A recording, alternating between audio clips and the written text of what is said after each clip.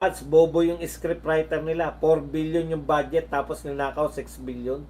Ano yun? Abunado pa si BP Sara sa perang kinurakot daw niya. Taboso, boss. Maayong buntag, boss Baz, and everyone in the house. Work mode and likes done. Yan. Sabi naman ni Crazy. Bakit yung mga UP student laging nagre-research sa bundok at may hawak na baril? Alam niyo po, pag mga sa community po, mahigpit po yung mga, lalo na po sa mga area na may ano po, anong tawag dyan, mayroon pong mga rebelde. Mahigpit po yung mga ano riyan, mga community. Kinakailangan po, kami po nung nag-MA ako, hindi po sa bundok, dito lang po sa Quezon City lang. Kasi yung ang thesis namin ng group thesis namin sa masteral ko paano kami makakatulong na ma-improve yung kasi laging binabaha ano bang lugar Bagong Silangan. Kinakailangan pa namin dumaan sa barangay, papaalam kami sa barangay para magsasagawa kami ng simpleng rescue. Yung kumuha kami sa mga NDRRM, tuturuan namin yung mga nanay-nanay, mga barangay, mga tao sa barangay kung paano, dahil madalas sila na binabaha, kung paano yung mga simpleng pagre-rescue. Yun po, bahagi po yun ng thesis namin. Magpapaalam pa kayo, wala pong wala pong mga rebelde doon sa lugar na yun. Papaalam ka pa sa city, sa Quezon City, papaalam ka pa sa barangay na magsasagawa kayo ng mga ganun. Legal na legal yun. NDRRM po yung mga speaker namin. So, para sagutin po yung sinasabi nyo na bakit laging may ganun na nagre-research, kung hindi po alam yan ng mga barangay o ng lugar na pupuntahan nun, wala pong paalam sa kanila, immersion po ang tawag dyan. Immersion po para maramdaman ng mga aktivista, ganito pala yung buhay. Mas lalo silang magsikhay sa kanilang pagiging aktivista. I-immerse sila dun O kaya, outright, recruited na sila o nire-recruit na sila. Yan po yung, kaya hindi po totoo na wala po nakakaalam. Pag hindi po alam ng mga barangay dun sa lugar na yun, na kayo ay magre-research o kung ano man yung gagawin ninyo, hindi po legit yun. Yun po ang katotohanan. Mga busit na makabayan yan, ingay kapag may NPA na nagurguro. Solid Duterte. Salamat po. Same to you, Ma'am Chrissy. Safe. Stay safe ka po lagi. Yan ang pag-iisip ng mga short circuit dead brain na bangangers. HC, God is good all the time. God first. Before anything. Versatile Matt. Maayong buntag sa UAE. Amen po, Ma'am Chrissy. Boss Bats, good AM. Romantic Moon. 170 likes lang po. 900 pa po tayo. Crazy. Mga kahayop-hayupan na mga ginagawa nila. Sir, Romantic Moon. Stay safe. Wala ba mga tanong? Tanong naman po. Okay lang po batian pero tanong-tanong po tayo. Good morning, sun, and good evening, moon. JC, sir. Sinog taog bayan ba ang sinasabi nila malakas si BP sa taong bayan? Correct. JCC, greetings from Las Vegas of Asia. Salamat, Sir Romantic Moon.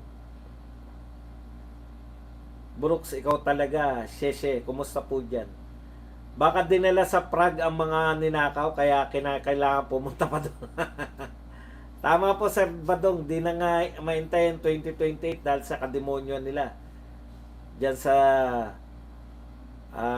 admin, dapat lang talaga tayong maging attack, arestoin yung impostor na yan. JC, nasa work ako. Yan. Walang pumipigil sa kanila pagsisinungaling, pati presidente, addict na, sinungaling pa. Sabi ni Justin. Morning Boss Buds, like done.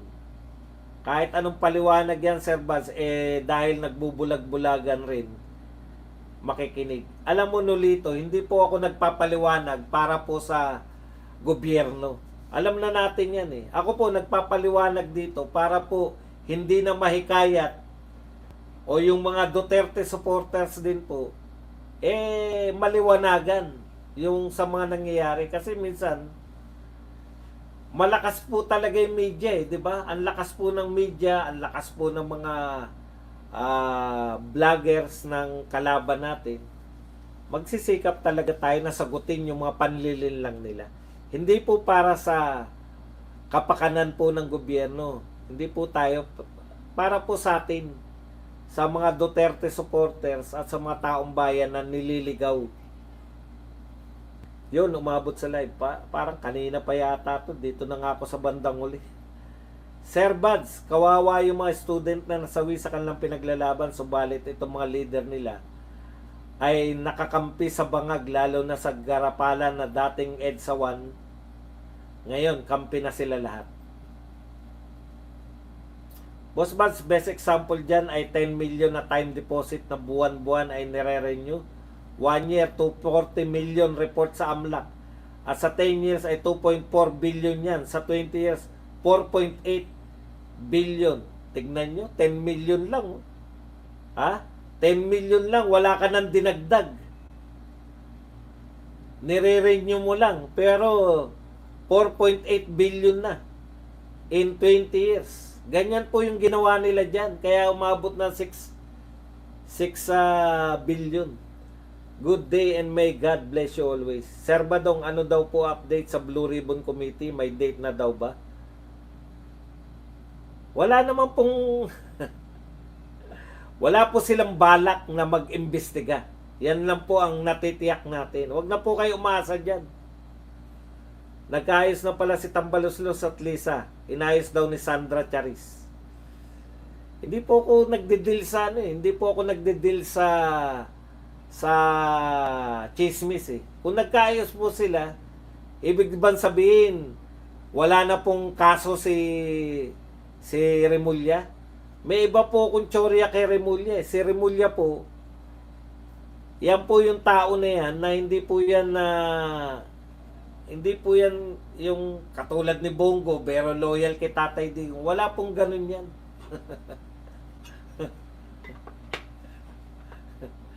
Kahit ba pwede naman talaga magkaayos-ayos sila.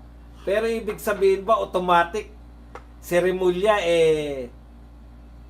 nakita niyo po ba yung sinasabi ko? May sarili pong utak yan si Boying Remulla. Hindi po tayo umaasa na ano, pero very hopeful tayo na pangatawanan ni Remulla yan. Kasi puputukan din siya eh, di ba? Mapuputukan din siya sa mga pinagsabi niya. Sir Buds, long time no text, watching from Ontario, Canada. Si Pedro Roque. So hindi talaga maiuwi si Saldico? Pwede na bang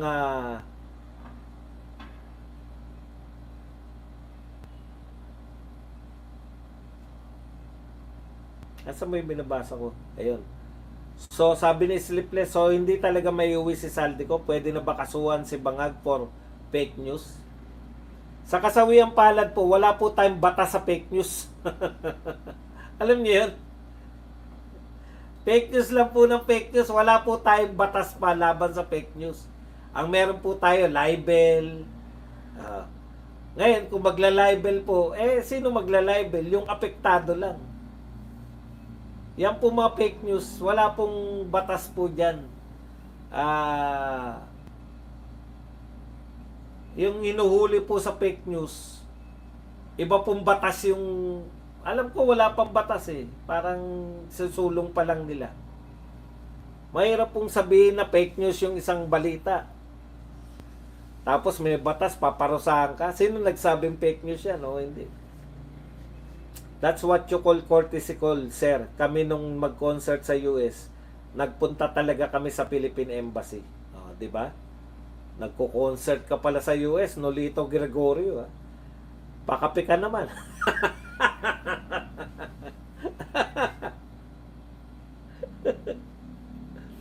Redon, parang si Kokey. Yan. Boss Bats, may issue sila sa under may leadership na statement ni BP. Bakit yung si Tambi at Risa nakikisaludo sa men in uniform? Kapag flag ceremony, presidente lang pwedeng gumawa nun. Oh, yun talagang assuming. Nakakawalang respeto yung mga buwisit na congressman na yan. Dapat tanggalin nila na lang sila kasi di naman sila maramdaman ng mga constituent nila. So yung usapin po na pinipigilan po ni BP Sara, hindi naman po sila pinigilan di ba? Hindi po sila napigilan ni BP Sara. Ang problema po nila,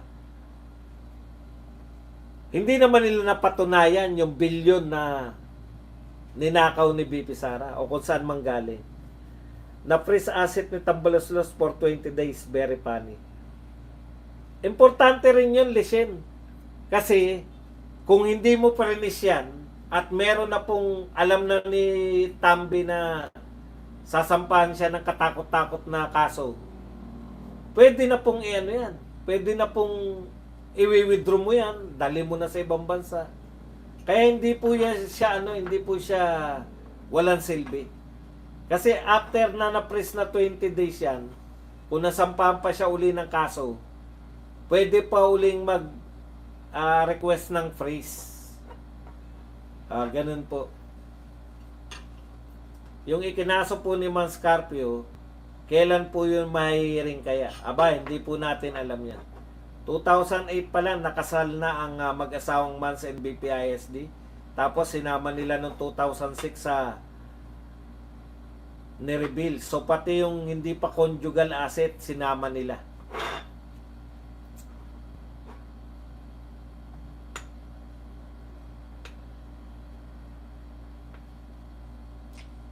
Kung wala na, hindi po. Kung wala naman silang pinirmahan na, anong tawag dyan? Anong pinipirmahan? Prenuptial agreement. Lahat po ng pag-aari nila pareho, nung binata't dalaga sila, pasok na rin po. Conjugal na rin po yun. So, actually, hindi, pwede po nating suriin ng ganyan yan. Pero yun na nga Yung 2006 pa lang, sinama na nila lahat ng mga yaman ni BP Sara. Ibig sabihin talaga, ang plano nila manlin lang. Kasi vice president lang dapat di ba? Manlin lang. Wala na, sila yung sumuko. Sa tingin nila, hindi papasa sa Senate yan, kaya siraan na lang natin si BP Sara. Ang problema, tignan nyo po yung mga karakas na mga personalidad na naninira. Kapani-paniwala ba? Laila de Lima, Shell Jokno, Tabingi, si Redon, tsaka si Trillanes, si Chua. Kapani-paniwala ba yung mga personalidad behind sa paninira kay BP Sara? Hindi naman kapani-paniwala Di ba?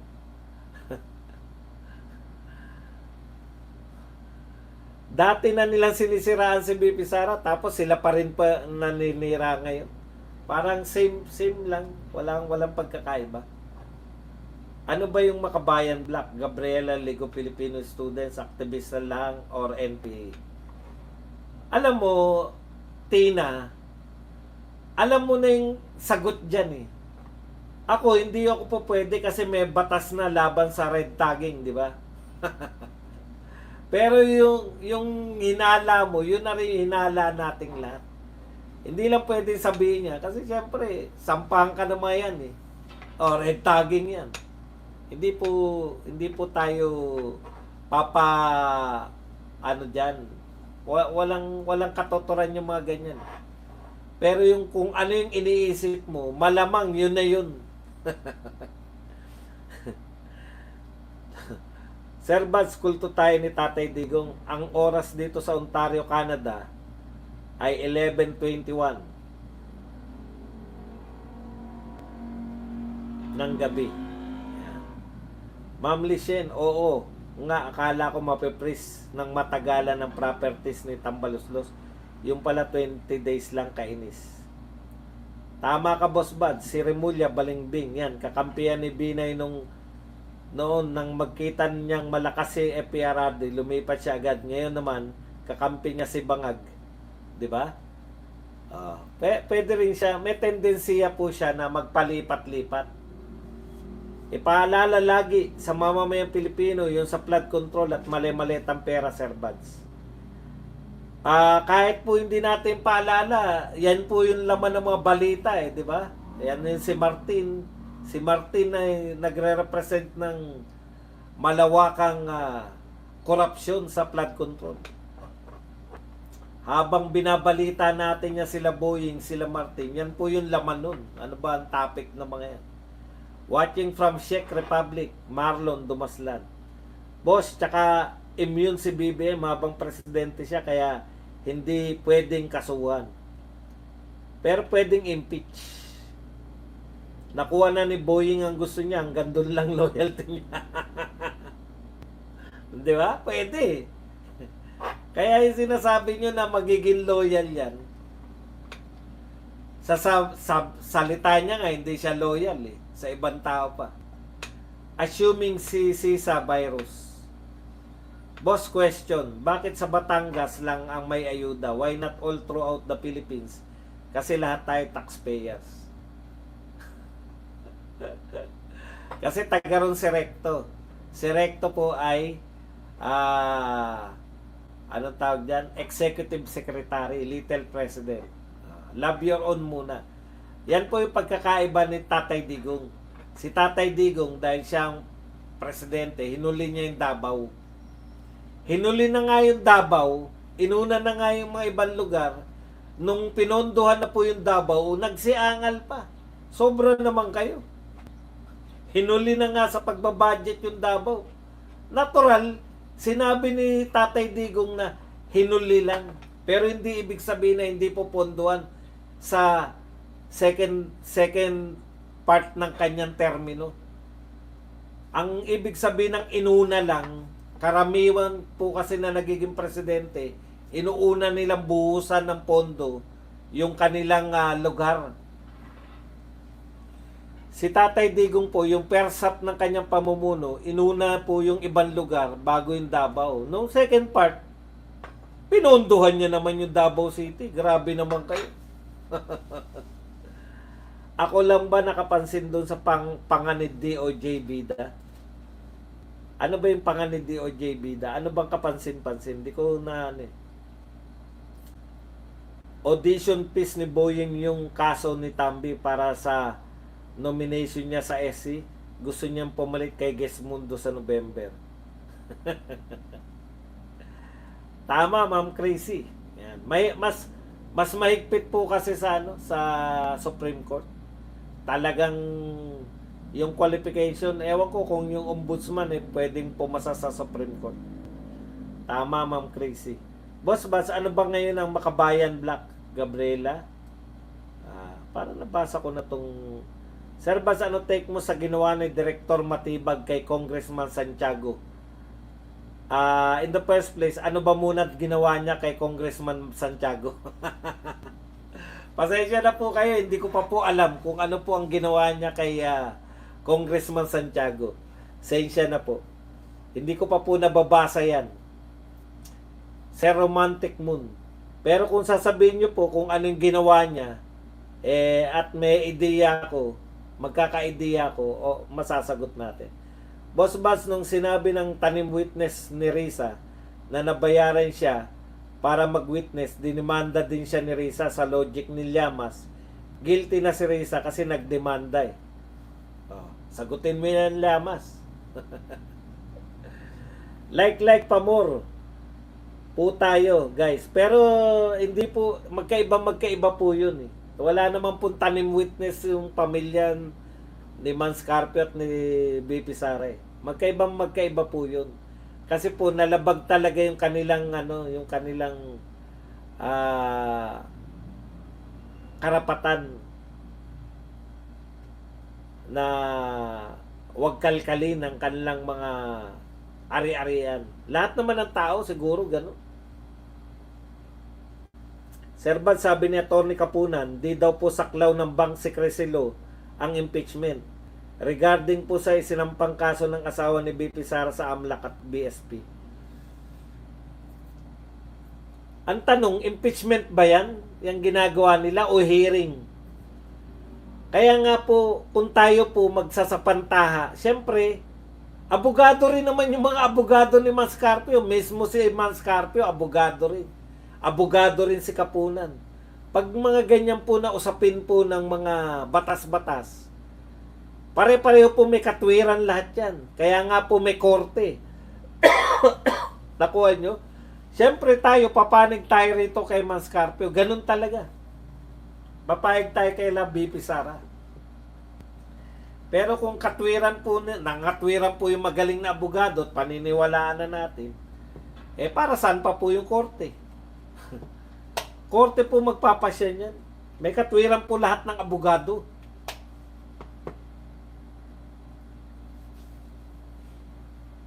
Kung sinasabi nila na ayan po, ang dami pong abogado na nagsasabi po na mali yung ginagawa nitong nung HOR.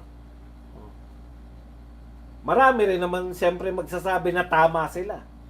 Saan kayo papanig? Yun po yun, hindi po yung sinabi, wala pong ano yan eh. Panahon po ngayon, hindi po pwedeng sa gitna lang ako. Utot mo, walang gitna-gitna. Kung saan ka papanig, yun po yun. Maka-Duterte ka, pumanig ka sa Duterte. Kung ayaw mo na sa Duterte, nakita mo may katwiran yung kabila, di bumaliktad ka, ganun lang po yun.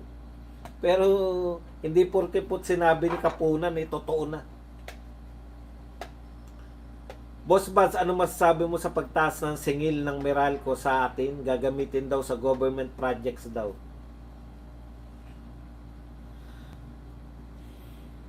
Yan po ang problema pag wala po tayong sarili, pag kontrolado po ng mga pribado yung ating pong mga basic necessities.